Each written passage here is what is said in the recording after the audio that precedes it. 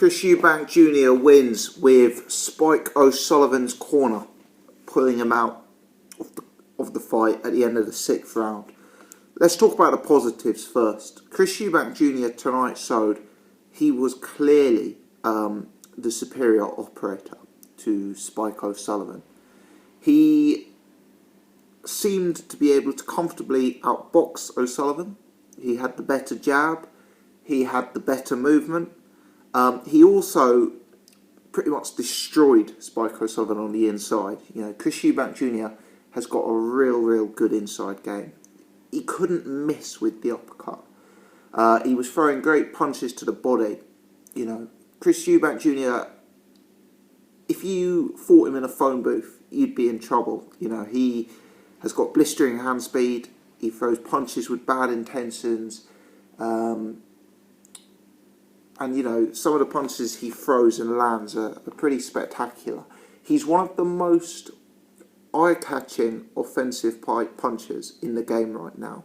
You know, the snap in his work is very impressive. And he landed on Spike so many times. You know, Pascal Collins is someone I've given a lot of stick to over the years on my channel, but Pascal Collins did the right thing and was very sensible by pulling Spike O'Sullivan out. As for Spike O'Sullivan, you know, clearly he's a big puncher, but he just comes up short at this level. You know, we saw him against Billy Joe Saunders. We saw him really struggle in that fight because Spike is a one-trick pony. He's got a lot of power, and as such, at the lower levels, he'll get through fights. You know, he'll be able to stop opponents, hurt opponents, and dominate opponents. But his movement is very basic. His punch variety is very basic. And effectively, he just walks forward in straight lines, hoping to land with a haymaker. And it's not going to be good enough against this level of opposition, you know. He's just going to come up short like he did tonight, like he did against Billy Joe Saunders. So it was a pretty dominant win from Chris Eubank Jr. However, despite the fact that the win was dominant from Chris Eubank Jr., this fight tells me that Eubank Jr. is still a long way to go from being a rounded professional. At this stage, I'd still pick Billy Joe Saunders in a rematch over Chris Eubank Jr. And I think Chris Eubank Jr. would struggle at world title level, which he may well move to in his next fight. Fundamentally, I think with Eubank Jr., he is too defensively open. It's as simple as that. You know, let's put it this way, he's got very poor defence. Spike O'Sullivan was able to land on him with haymakers 3 or 4 times, and he looked early on like he could hurt Junior. You know, he stiffened Junior's legs a few times. Junior held once or twice in the early rounds, and you know, Spike was able to catch him. Eubank, I think Paulie Malignaggi, and by the way, Malignaggi, his commentary was brilliant in this fight. You know, completely embarrassed Jim Watt with the commentary there, exposing several inadequacies in the Sky regular commentary analysis. But Malignaggi had it spot on. You know, Eubank was coming in, he was landing some really nice punches. But the O'Sullivan game plan was to stay there, to tough it out, to drain Eubank and then throw back. And Chris Eubank was staying in the pocket just a bit too long, and his hands were just a bit too low. And there were 3 or 4 occasions where Spike was able to land with huge punches against Eubank Jr. And Spike kept himself in the fight. You know, after 3-4 rounds, I thought Spike could well win it by knockout because the Eubank Jr. defence was just too leaky. Spike wasn't throwing the jab really, but in the early rounds when he did try and get the jab moving, he actually caught Junior once or twice with it. Yeah, we've seen this in a lot of Junior's fights. Obviously the Billy Joe Saunders fight, more recently the Tudor fight, but you know, essentially I think Eubank Jr. is just too defensively open at the elite level. You know, I can see why the casual fans love him.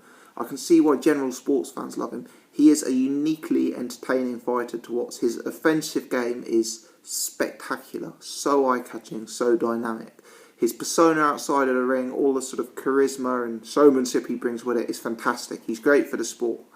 But it just comes down to this. Defensively, he's very basic. And what he and this is why I've done videos in the past, and I say this tongue-in-cheek, but I've done analysis in the past where I've criticised him for hitting a stationary wall bag in training. And in his last couple of fights, Tony Jetta, Chudinov, Spike O'Sullivan, he's fought opposition that resemble that wall bag. He's been able to plant his feet and just unload with hooks and uppercuts on them. He's been dealing with guys who don't bend, who don't lean, who don't roll, who don't really move, who don't give him angles. That's what Billy Joe Saunders brought to the party that caused Chris Eubank Jr. problems. And I just feel that Chris Eubank Jr. is not a sophisticated all-round fighter. He's devastating in a phone booth scenario. He's devastating if he's fighting a fighter who can't move, can't give him angles, can't jab. But I just think that kind of Billy Joe Saunders style would be his absolute kryptonite. I really do. I think those are the two things. One, defence, and two, his lack of, that he's only best against more stationary fighters. I don't want to be overly critical, because it was a good performance, but I do think we've got to analyse this as he moves up in class. A lot of people talk about Eubank being a very, very big puncher. I don't see it that way. Eubank clearly throws a huge amount of punches, and they're all power punches with mean intentions. He wears opponents down like he did with Spike tonight, but he's not a one-punch knockout artist. Some of those uppercuts he was landing, if that was Gennady Golovkin, he'd be taking people's heads clean off. Eubank was landing superb punches, but while Spike is tough, eventually his corner had to pull him out rather than being dropped by Eubank.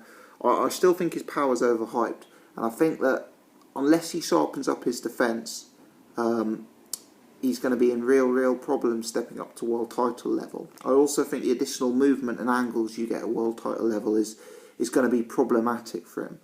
I'll say it this way. Billy Joe Saunders schooled Spike over 12 rounds, but as someone who's watched boxing for a long time, I actually think that performance that Billy Joe put in against Spike was more impressive than the performance from Chris Eubank Jr. tonight. Don't get me wrong, Eubank Jr.'s performance was far more entertaining, far more eye-catching, but I think that Billy Joe's performance was more dominant. Spike didn't land a glove on Billy Joe Saunders, and I think that's a real telling thing. Anyway, I'm going to do more thoughts on this later. Credit to Chris Eubank Jr.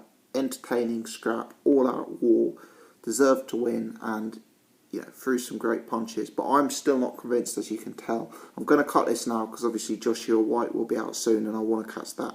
Thanks for watching. Let me know your thoughts in the comment section.